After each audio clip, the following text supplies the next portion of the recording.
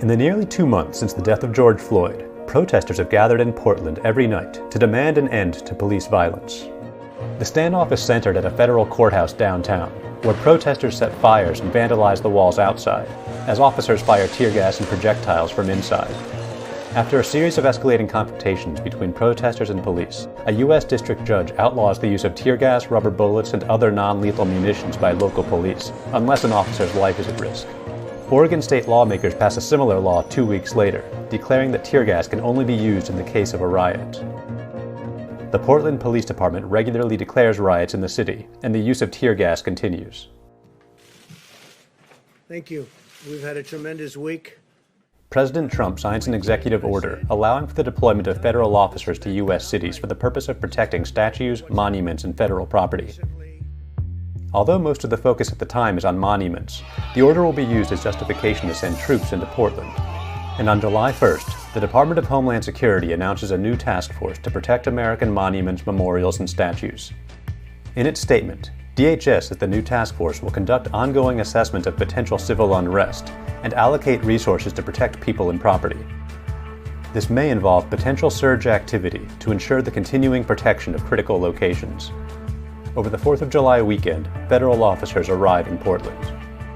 According to a memo later obtained by the New York Times, the officers sent by the Department of Homeland Security do not have training that would prepare them for riot control or mass demonstrations. The federal officers come from various agencies, including Customs and Border Patrol, the U.S. Marshals Service, and Immigration and Customs Enforcement, and include BORTAC, a SWAT-like unit typically deployed against drug dealers. Officially, the federal officers are in Portland only to protect federal property, but they quickly fan out across downtown, arresting protesters as they travel between federal properties. By mid-July, local news and protesters begin reporting arrests by unidentified officers in tactical military gear driving unmarked civilian vans. In a July 16th statement from the Department of Homeland Security, Acting DHS Secretary Chad Wolf confirms that federal officers are arresting protesters. In his statement, he declares the city of Portland has been under siege. Each night, lawless anarchists destroy and desecrate property, including the federal courthouse, and attack the brave law enforcement officers protecting it. Local officials demand that federal officers leave the city. Remove your federal officers from the streets of Portland. The mayor has asked them to go home. Our congressional delegation has asked them to go home. Last week, we were seeing the de-escalation of the violence. We were seeing things calm down, but the intervention of federal officers reignited tensions. Oregon Attorney General Ellen Rosenblum files a lawsuit against the Department of Homeland Security, declaring, if this can happen here in Portland, it can happen anywhere. I don't need invitations by the state mayors or state governors to do our job. We're going to do that, whether they like us there or not.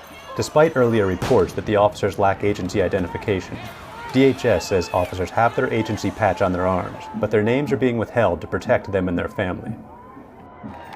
The arrival of federal agents spurs a new wave of protests as thousands take to the streets, including a protest group calling itself the Wall of Moms, who begin placing themselves between law enforcement and Black Lives Matter protesters. Moms are here! Feds stay clear! Moms are here! They too are tear-gassed. On July 22nd, President Trump announces the expansion of Operation Legend, with the intent to deploy federal officers to other cities around the country, all of them led by Democrats. Today I'm announcing a surge of federal law enforcement into American communities plagued by violent crime. That night, Portland Mayor Ted Wheeler, long decried by activists for his police department's use of tear gas, meets with protesters. He too is tear-gassed by federal law enforcement.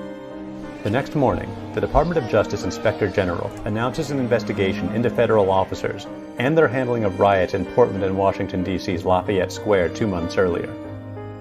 By the weekend, more groups joined the protests in Portland, including walls of nurses and veterans. On July 25th, protests against federal officers form in other cities, including Seattle, Los Angeles, and New York. As protests